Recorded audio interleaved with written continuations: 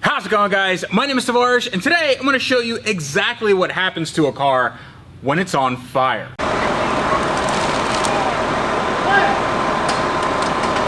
Yeah, buying this car might not have been such a great idea.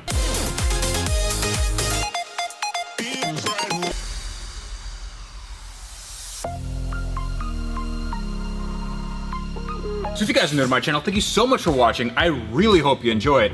And consider subscribing if these are the kinds of things you like to see. I'm super excited today because this is a car I haven't touched in a very, very long time. If you're new, this is a 1995 Ferrari F355 Spider. At least it used to be before this happened. I got this car for the princely sum of $19,000. And while that does sound like a lot for what's not a lot of car, this, I think, has a lot of promise and a lot of potential, because I don't see cars for what they are, obviously. I see cars for what they could be. And this project, I think, is gonna be one of my most ambitious, one of my most interesting, and one of my most, let's say, controversial, because I made the decision to put a Mazda Rotary engine into this car. Come on! Yes! Yes! Woo! We have a 3-rotor! Yeah! That decision was made because, well, I had an engine here and I felt like it needed to go into a car, and this is a car that I had, so boom, that's how it works. Now this project is gonna require a lot of work for me in the hundreds, maybe thousands of hours. It's gonna require tuning, it's gonna require a body shop, an interior shop, and a lot of other custom touches. Now with all that work in front of me, people always ask me whenever I do these projects, why don't I just get a Ferrari that doesn't need this much work? Where is the fun in that? However, I do see that point. I mean, there really is something about getting a brand new car that you don't have to do anything on and that just works right out of the box. Thankfully, today's sponsor, Omaze, gives you the chance to get your very own brand new Ferrari. I sort of wish I had one of those right now. If this is your first time on the internet and you haven't heard of Omaze, it's an awesome organization that gives you the chance to win your dream car or dream experience, while at the same time supporting great causes. Donate $10 and you're entered for the chance to win a stunning 2020 Ferrari GTC4Lusso, a car that is nearly twice as powerful as my F355 once was. Plus, you get $20,000 cash to spend on whatever you want. And every donation supports the Race Day Foundation, which is dedicated to offering uniquely empowering race day experiences to a diverse group of families coping with all forms of life-changing illnesses. So for your chance to win this 2020 Ferrari GTC4Lusso plus $20,000 while supporting an awesome cause at the same time, enter at omaze.com/wrench. That's OMAZE.com/wrench. Go check it out right now. So let's begin. There are a lot of things that happen when a car is on fire the way this car was. This was a major fire, and this car was totaled for a very, very good reason. So in one of my early episodes on this car, I took the engine out and I put a borescope inside the cylinders to let you guys know what was inside and also if the engine was savable. Now the engine is more or less savable. I will be able to rebuild that. However, that engine is not going back in this car. Nothing from that drivetrain is going back in this car. And to make sure that I don't have anything original in the back of this car, I have to take everything apart. Now, you might be looking at it and saying it's already taken apart. And yes, that's true, but I recorded this after I did it. So let's go back in time and I'm gonna show you exactly how annoying and dirty you can get by taking apart a car that was on fire.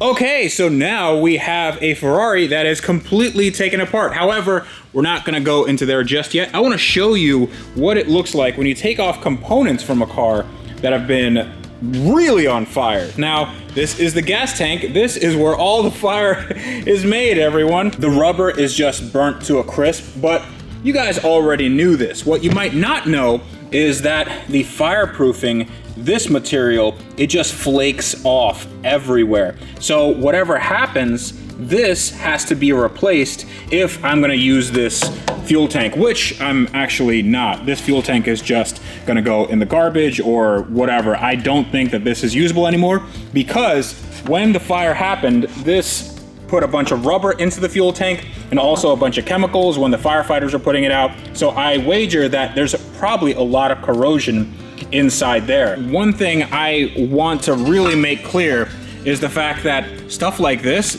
is an aluminum pipe.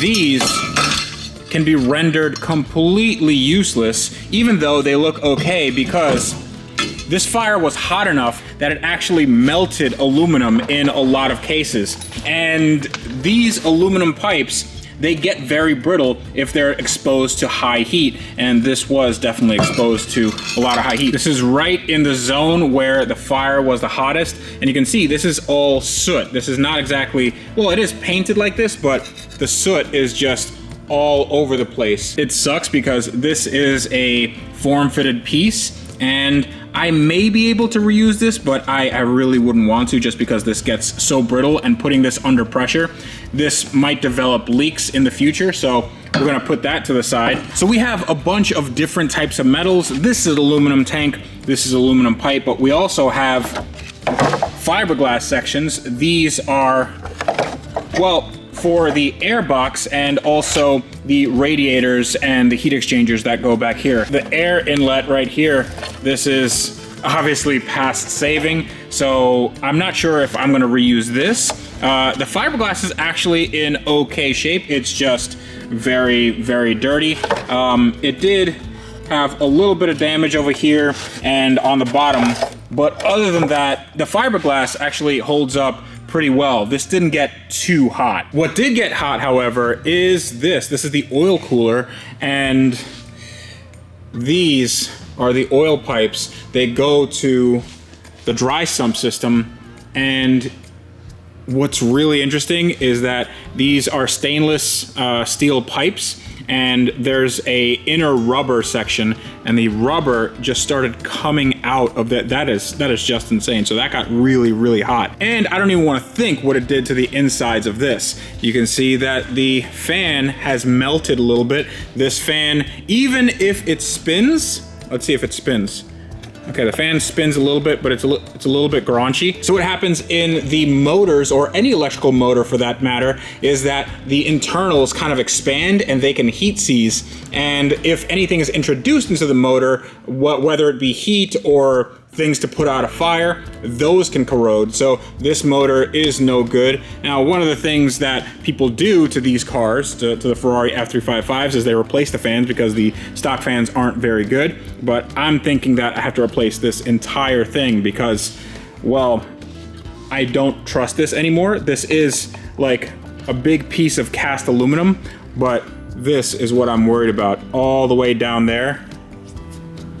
Yeah, it's like flaking off. It's really just disgusting. So coming to the actual radiator, and you see another huge problem, and that's the fact that radiators, well, at least the end tanks, are made of plastic, and plastic doesn't do well in fires. Yeah, that's what's left of the radiator, and it's all over. So this is beyond saving, even though the fins look pretty much okay. Maybe it's possible to put different end tanks on there. I really wouldn't want to do anything with this, even though it is a Ferrari part. This is still probably very expensive. But now comes the damage that I think you guys really were interested in, and this is where you can see the worst parts of it. This was the wiring harness, and right now it is just like a hard molten mess, and you can see exactly how hot the fire got. It not only melted the insulation on every single wire,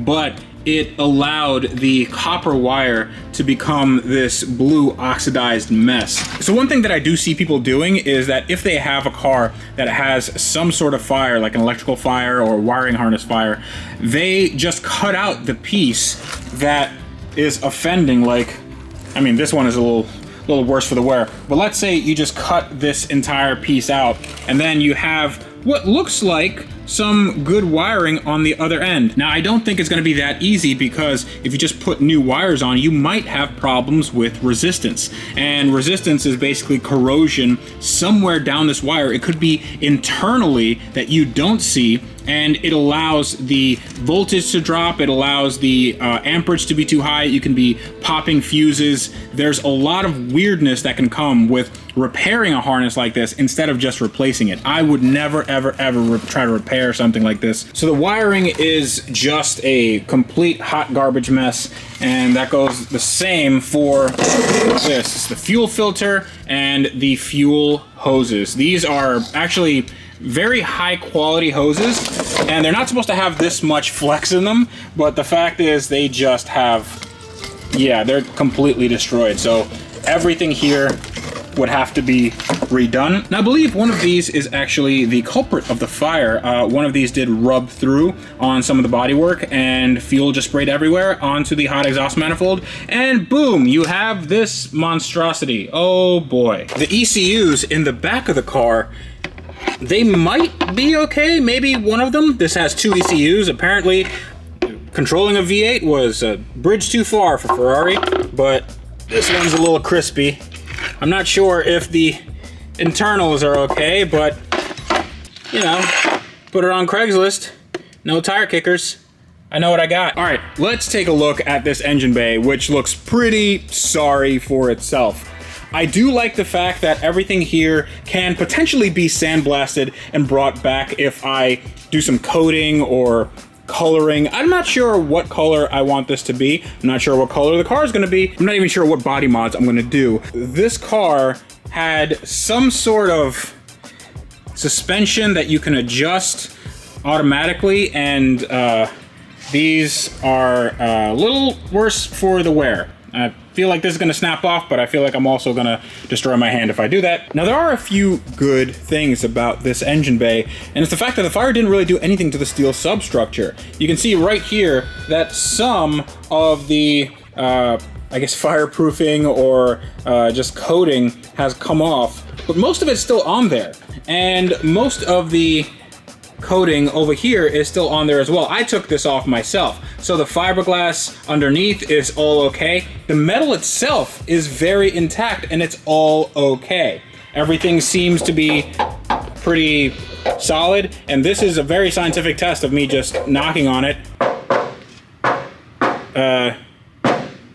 Let's just put a pin in that one. The brakes are in great shape, just awesome. Now, I am kind of kidding, but they're not in horrible shape. These are still usable.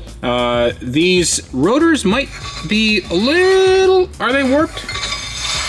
No, they don't seem to be warped. The calipers are okay. Even the lines, at least this part of the line, is okay. So the suspension and everything could still be usable without any modification, but I would like to change out that suspension just because the tops are just completely past it. The bushings have seen better days, so they're all cracked and broken, but that could have honestly been before the fire. Now, these things are called brake lines. These things right here. That's a brake line that needs to be replaced from the front to the back of the car, and that is non-negotiable. Even though they look sort of kind of okay, I wouldn't gamble with a safety issue like that. So they're gonna get replaced front to back, as well as some of the coolant lines and definitely all the fuel lines. So the reason why I took out everything in this engine bay is because I needed as much space as possible in order to fit this. This is a 3-rotor Mazda 20B Wankel rotary engine with a sequential Mendiola S4 5-speed transmission with a custom Kennedy clutch. This is going to be a awesome little power plant. This should make north of 700 horsepower at the wheels, which is about double, actually more than double of what this car made stock. I do need to test fit this, and I'm not sure that this is actually gonna fit in this car, because the last time I did some measurements, this was about 10 inches longer than the Ferrari engine, and believe you me, 10 inches makes a big difference. So I have taken out the axles, but I put a little piece of tape where the axle center line is. That way I can line up that center line with the axles over there. So I'm just gonna slide this into this engine bay, and we're gonna see what we have to cut, and maybe it'll all bolt up. It's not gonna bolt up. Well, okay, that's installed. Let's start her up. There are a few very, very promising things. Number one, we have this, and we also have that, and those are completely removable bars. And as you can see, this engine and transmission, they fit very nicely between them, which means that instead of taking off this whole subframe like Ferrari intended, we can actually bring the engine out from the bottom. The issue is that over there, it kind of hits the bulkhead over there. So that's gonna need to be cut, like right there and right there. So we'll have to clearance that. And before we can do that, we have to kind of box this out. The fuel tank lives here, so we're gonna have to relocate that. And I'm not sure where else we can put it. Maybe over there somewhere, but this is definitely not gonna have a tank that was as big, but I don't really think it matters. Now let's come to the front and see how much space we have. So here is the front snout of the Rotary. Now usually this would be called a crank pulley, but the Rotary doesn't have a crank, so I think it's the eccentric shaft. And if you look up, it actually fits very, very nicely. Now I will be taking off the pulley. I will be relocating the alternator. I think the alternator has to be relocated over here to the side. That way we get a lot more headroom. And I mean, I'm straight on here, and you can see that this is almost made for it. And coming back, you can see that the motor mount here, if I just go straight up, the motor mount almost lines up with the motor mount on the Ferrari. This is looking very, very good. But I want to try something that I'm very excited about. So this is one of the axles, and I sort of think that they might be able to go on to our new transmission, but I haven't tried it yet. So you guys will be the first to see if this actually does work. These are Ferrari axles. They are not specially made for the Mendiola 5-speed. And oh no, that cannot be real. Oh, it absolutely lines up. All right, let's try this again. See the holes line up there? Oh my goodness. Oh, that is perfect.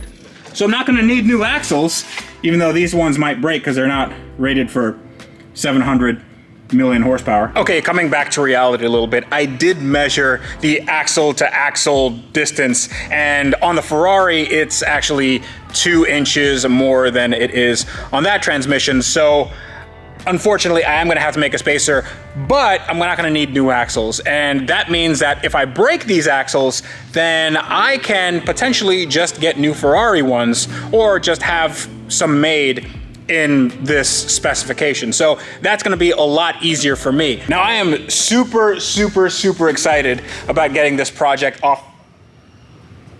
getting this project off the ground. And it's been a long time coming. I actually did buy this car many, many months ago, if not years ago, and I never knew what to do with it, but I think I'm honing in on my ultimate dream build for this project. And no, it is not gonna be stock.